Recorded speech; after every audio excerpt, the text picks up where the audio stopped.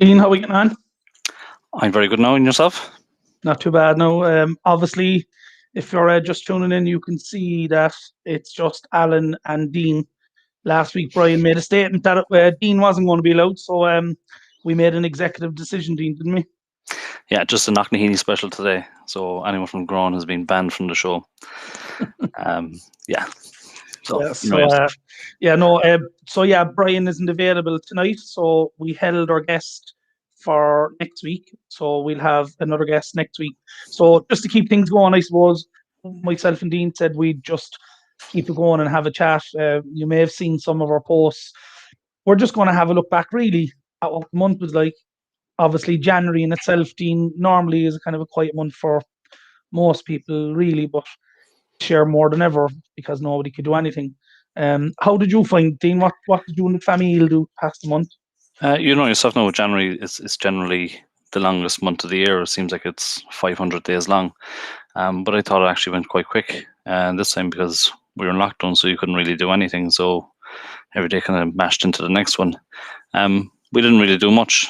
We kind of sat around the house watching TV shows. We actually started Sopranos again for I the actually, I actually for the never, third would time. you believe I never saw that entire series before. Like, I saw some of it, but never watched all of it. Like, Yeah, we only just started the second series, and we finished Love Hate as well. Um, I actually watched that again, and I tell you now, I think Stuart Carlin is his name. He should definitely start another season. Like, there's ways, story writers can get around the whole there's only two characters left. But I think it's worth mentioning as well for people who are tuned in. If you'd like to get in contact with us tonight or anytime, you can basically contact us on all our normal social medias. But tonight specifically, just to kick off February with a bit of a bang, we're giving one person a nice takeaway voucher for themselves. So all you have to do if you want to give them a chance to win is just get in contact. So, Dean, you might just tell us how people can reach out to get their messages. yeah, so they can message on Twitter and a message on Facebook. We actually got a message in straight away, so I have to show this one. So it's how did Everton get on, Dean? They actually did quite well for February, for January, to be fair. So I can't complain. I don't know who sent that in. I'm presuming they're a Liverpool fan. So I can check on Facebook who sent that in. Yeah. So if anyone does have any questions for us, they can just pop them in the chat, and we'll get them answered then straight away. Yeah, and again, the voucher is just a takeaway voucher, really. Myself, Brian, and Dean are just throwing a few bob into the kitty. So you can basically have a takeaway maybe next Monday for the Monday Club. But just kicking off about January, like there's a lot of media coverage for specifically children in school. And obviously, whether you agree or disagree with what's going on, the harsh realities of it is that people like yourself and myself and thousands of other people have children at home. How are you getting on, Dean, with the whole homeschooling work regime? Yeah, so I've been working from home since last March. Not a huge fan of it, to be honest. Prefer to be in the office. But I do find I'm actually getting more done at home than I would in the office. I'm sure there's probably less people to talk to or less distractions.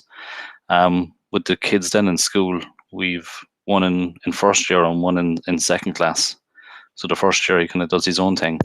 So he's in his room, he's on his iPad, getting the work in and kind of just doing his own thing. But the 8-year-old, at that age, they get distracted way too easily. And we have a 13-month-old as well at home, so throw that in the mix then as well. We're all over the place. But she's doing quite. We had a call today with the teacher, so she's doing quite well, which is kind of expected of her anyway. I think a big thing for me anyway, certainly, and some of the people watching might have tips or pointers like what do you do? How do you pass the day with the children with the homeschooling? Does your school have a regime of video calls, Zooms or Teams or Google Classrooms, or is it done with the one we're using, the Seesaw? That's the one that we're using. I have one daughter in transition year and two are in primary. So yeah, if there's any tips or pointers that you can have out there, by all means, send us in a message and just give us your take on it. But it's strange though, Dean. You said it like January actually passed very fast for me as well, I felt. Yeah, it went really quick. I don't know what it was like. If I look at last year, January for me, because my dad passed in January last year, was an awful month, and the small one was sick as well. Mm-hmm. So we were just hoping coming into January that it would be a better month, but it went quite quickly. So I can't complain. I know we were all in lockdown and stuff like that, but we came through it unscathed. So why not to bother with it? And we're only 4 weeks left, and 4 and a bit weeks left, and what they're saying is the remaining lockdown. So Yeah, well, like to be fair, I see some messages coming in there about what they're doing, but like again, as I said at the start, this isn't ever going to be a politics show, regardless of colours. It's irrelevant whether you agree or disagree. You just have to deal with the shit we're in, and the shit that we're in is probably going to go on a bit longer than March. Let's be real about it. But I just think the big thing. I don't know. Did you see the RT news tonight? no, I'm not that old to watch the news yet. I love the news. There was a young lad. He's doing a Monday podcast. Actually, he's doing a Monday podcast. Believe it or not, he's doing a podcast with his father about like positive motivation and how to do things. But his secrets are cut the grass when you can, get out of the house, and basically just be happy. And I just like fair play to him. He's only a young lad. He's doing it with his father. Like he started off just like us, pass a bit of time. Yeah. But I think that it's just that mindset. We've been doing this for so long now, as an individuals and as groups, and I think we're just kind of used to it now. The body's after getting used to it. I'd say. Would you agree with that? Yeah. Like we're doing it now for 10 months, 11 months, so it's becoming second nature to us. And we're all in it together then as well. Some people might think that others aren't in it and they're doing their own thing, which is fair enough. But the vast majority are actually doing it. Mm-hmm. We want to get. We've got a good few Yeah, chats. just while you're bringing it in, if you have just joined us, you're welcome along to the Monday Club. My name is Alan. That's Dean, and tonight, because it's the start of February, we just want to give something back. So all you have to do, if you want to be in with a chance to win a meal voucher, like a takeaway, a bit of a treat, just send us a message. Doesn't matter what it's on. Once it's not anything going to get us in trouble, and obviously no profanities. Just send us a message, and Dean can bring them up there on screen. Yeah, so I'll actually bring up one from James, who was their guest 2 weeks ago. Mm-hmm. So we find homework a nightmare with my 9-year-old daughter. Hard to keep her focus, to be honest. Could go on for 3 hours. I'm sure a lot of people are in the same situation as well, especially with kids that age as well. But here's a question, and I throw this out to people that are watching. The teachers obviously are being told, oh, they've an easy ride and all of this. The amount of work and preparation that I'd say are going into these classes must be huge, because they're not just thrown together in an hour. Like, no, I'd say it's actually much harder for them because they're in school, they're marking all the work as well.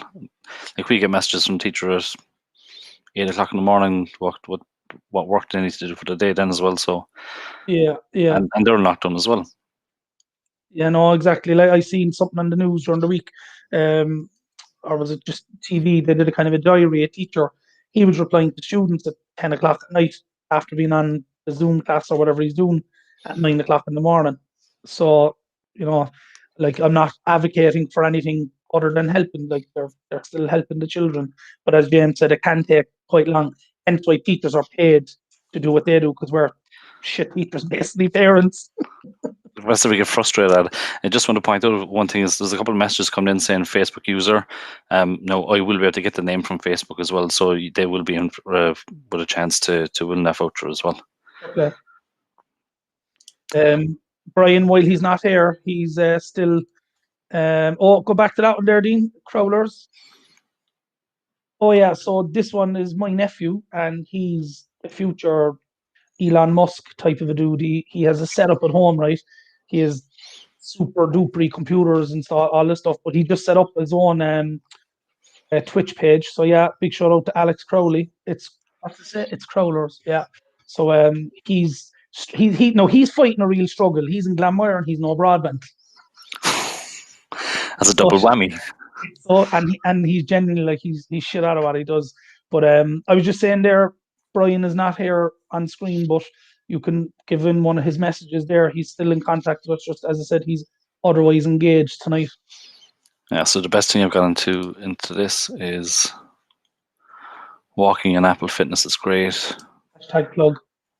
Yeah, I'll sell it. 7-minute workout. No both sides, and no parent teacher. Yeah, so you know yourself. Yeah, some people in that situation as well. Yeah, so getting away from the school thing, and again, if you have just joined us, if you ever want to get involved with the show, or if you've any ideas, here's how you can get involved. Dean might have the video ready there for us. Yeah.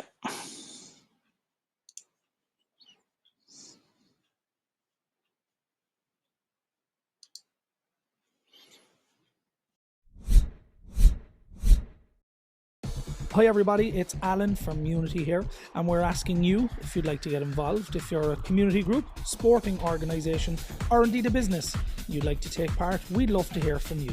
You can contact us on our usual social media platforms, of course our website unitymedianetwork.com.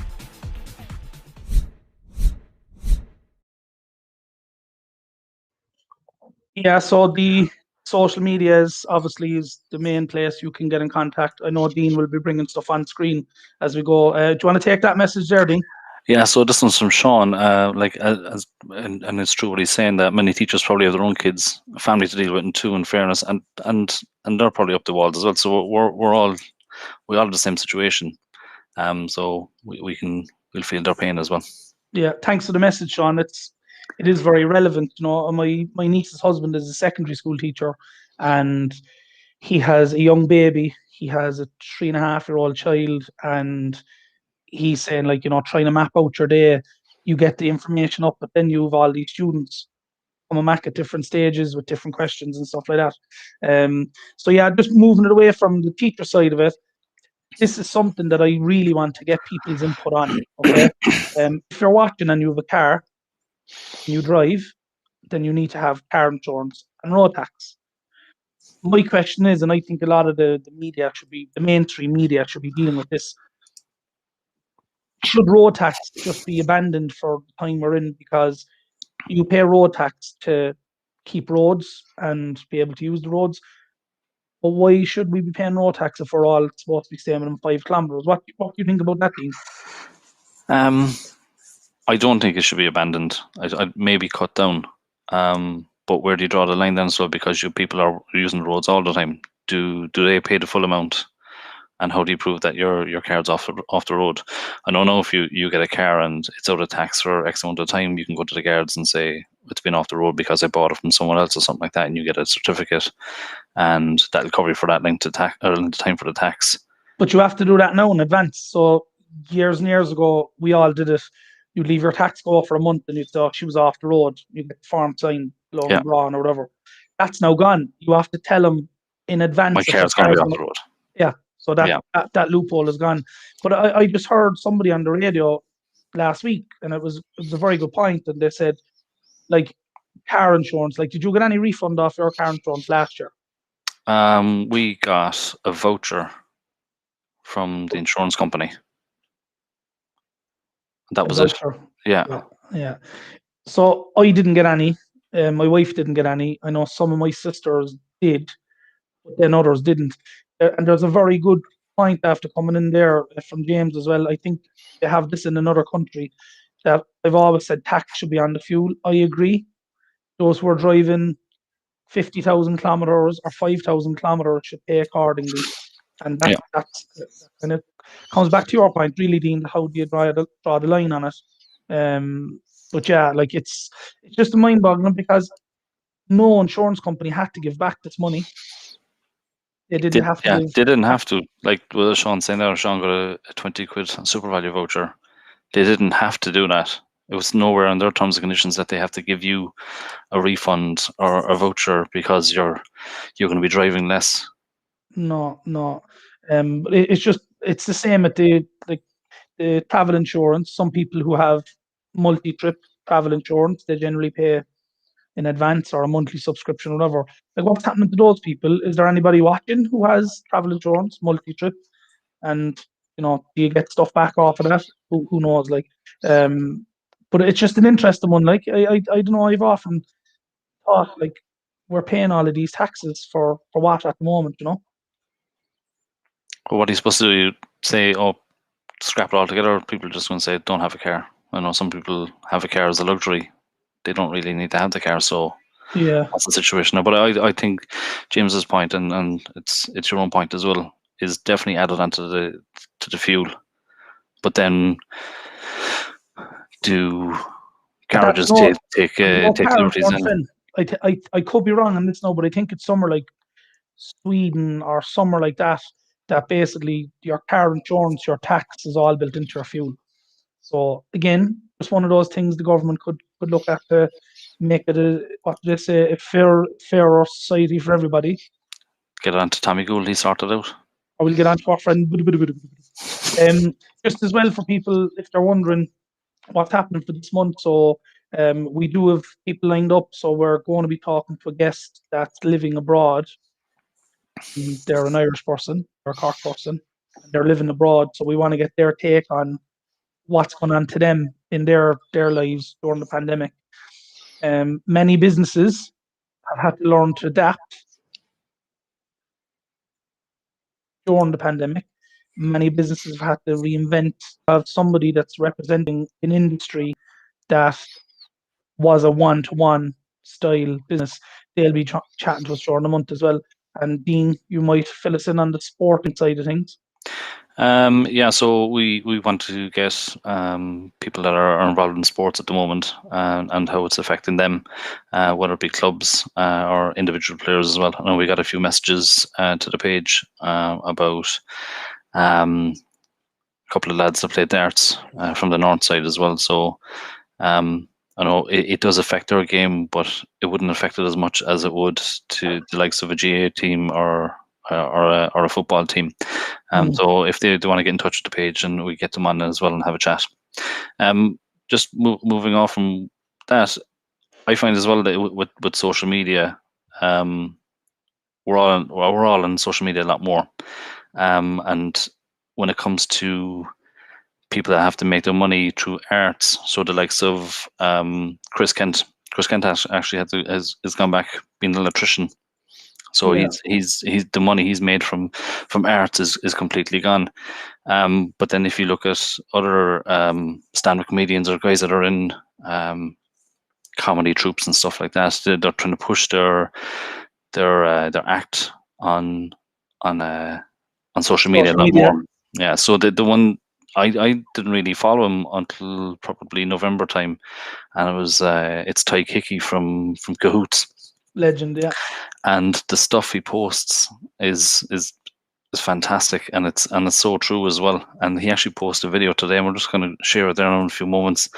This is class. Like, this is literally to a T, especially of the types of people that use these things. So if you haven't seen it, Ty Hickey, he's been doing the Brian Odonovan impersonations for the last couple of months. He's from Cahoots. He's fantastic. You should definitely follow him. So yeah, just have a watch of this if you haven't seen it. It's class.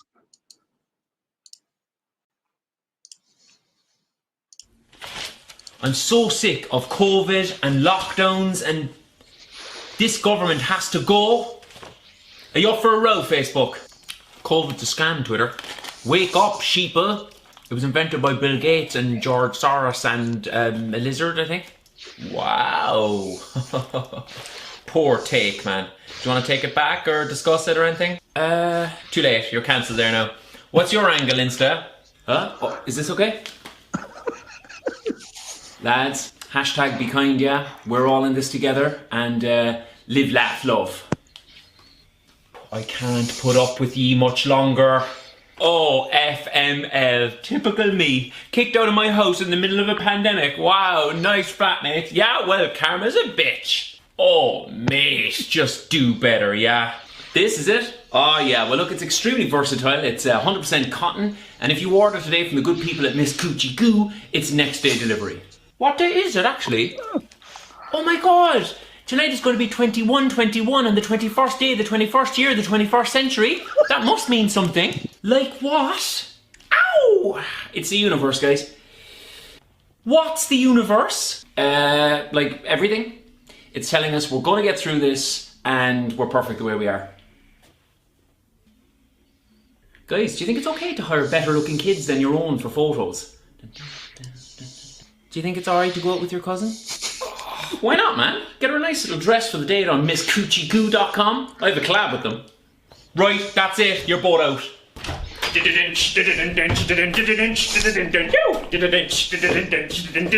You too, TikTok.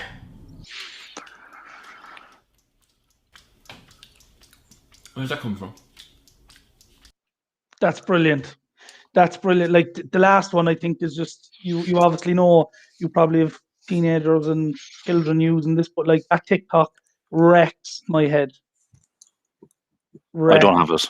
And I don't either, but all my daughters have it. Now some of the videos are alright, but it's just those people like that are bouncing up and down and trying to do stuff. I just think, fair play to those who do it. Like, but there's just a point there actually, Dean, from COS Systems. You can see that one. That's Conor O'Sullivan. Conor, yeah. Basically, I just think that's a good one. That they have to give you a reimbursement. The reimbursement was not for how much you drove. The amount of claims going down statistically, premiums were based on years and projected claims. That's true, but earlier in the pandemic, people did ring up and question stuff, but it's just not happening. I don't. Controversial one from Conor as well. Lockdown in the 1980s would have been a lot different. It'd be worse, I'd say, because we'd be all at the front. Yeah, I suppose. Yeah, that's actually something that did you see the video there a couple of months back about basically people that lived through the war and lived through the Spanish flu and lived through something else and something else and something else, and it was like basically we're doing all right because we have Netflix, we have Amazon Prime, we have Disney, we have Sky, we have IPTV subscriptions, we have Wi-Fi. It's actually when you look at it that way, taking a positive from the negative, I think we're actually doing all right when you think of it. Yeah, because we have so much to distract us. So we could do this. Like, what would you be doing on a Monday night back in? We're probably too young for the 80s, to be honest. So just say the early 90s. Yeah, like watching rubbish. Yeah, I do think though, and I know James is watching. Like Boys and Girls in Naka is a great page for reminiscing. But there's obviously other people. Like I know my own sister. She's after finding photographs from donkey's years old in the last couple of months herself. So like there is positives to be taken from being in the lockdown, which is spending more time with our families, spending more time at home. Yeah, but no, it is like, I mean, a good friend of ours, Damien Treen, and as you know, he's a self-employed person. He changed his lifestyle around his business early last year because he realized how much he was actually working. Like that must be hard for people to do, I would imagine. Yeah, so if you have the routine, I'm sure Damien would say this, that his routine, I'd say before lockdown, like I would have followed him on Instagram and on Twitter, up at 6 o'clock in the morning, working probably 14 hours a day, and then all gone. So he had to change everything. So and he's been actually quite successful since he's changed it. Then so I know we shouldn't be talking because he's not here. Well, we spoke to myself and Brian spoke to him mid-lockdown last year, so he's on record as saying he changed his business models and he's done a lot of charity as well. So fair play. Yeah, but that's it. He's changed his whole lifestyle. He's changed his business model. He's done stuff for charity. He's probably done more than what most of us have done. Simply because he's someone that can't sit still. But he said as well that he's seen more of his kids as well. So he's seen that as a bonus. Yeah, so, no, definitely. I think like what does February bring for you, Dean? So obviously we have our Monday Klub. This is our bit of sanity on a Monday and the preparation that goes into the show between myself and Brian during the week. Like what do you think is going to be different for you in February, if at all, or is it just going to be the same Groundhog Day every day? Like it's probably going to be the same. We were actually talking yesterday that we've decided to branch out the food that we eat, or the recipes that we do, and my wife's fantastic at cooking. So before you'd say, "Oh, let's go for a meal," but why would you want to go for a meal when you're just going to be disappointed? So we have our wedding anniversary in 2 weeks. So we're 16 years. Valentine's. No, it's the 15th. Oh, I wasn't far off. Close enough. So we were 16-year wedding anniversary. 30 plus tax. The missus' birthday. Again, some luck there. You're going to be shot when you get off this. You're going to be shot. Plus fat. It's only 9% fat. It's all right. And that's about it, really. That's all. We don't really plan that far ahead. I don't think anybody is. You can't really. No. Like for us, obviously, what we're doing with Monday Klub, we're planning out shows and stuff.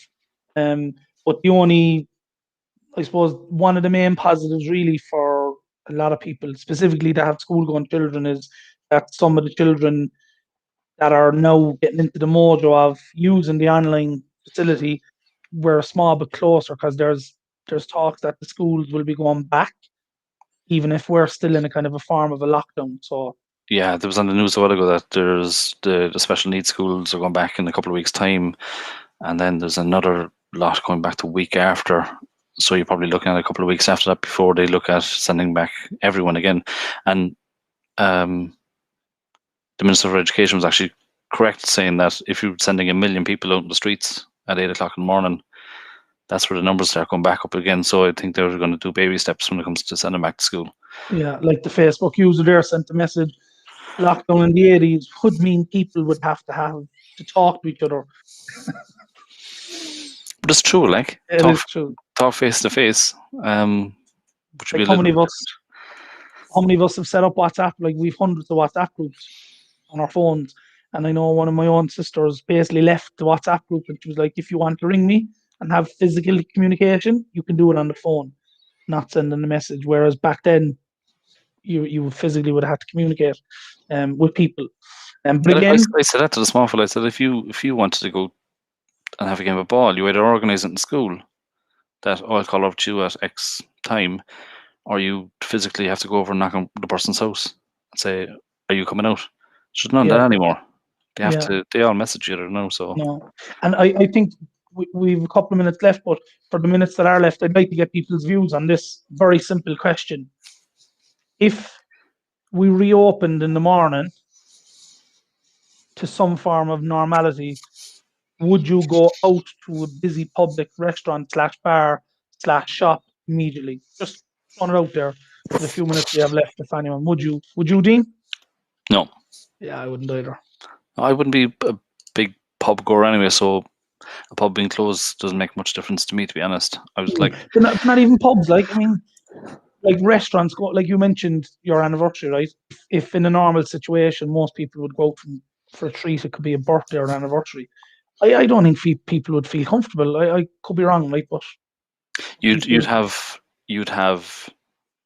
It's wrong to tar people with a brush now, but you'd have people between 18 and 45. You'd have a higher amount of them would go out rather than people that are over 45, because I think the people over 45 would be a little bit more afraid to go out now. Like, I'm not even talking about the virus. I'm talking about some people. There's two afraid. There's afraid of, God, look at him over there. He's gone out. Does he know he's not going to go? And you've the risk of the virus side of it. Like, but yeah, it's something we just got to get used to, and that's why I was just asking, like, if people are thinking like that, will that suddenly change people's viewpoint then when it actually does happen?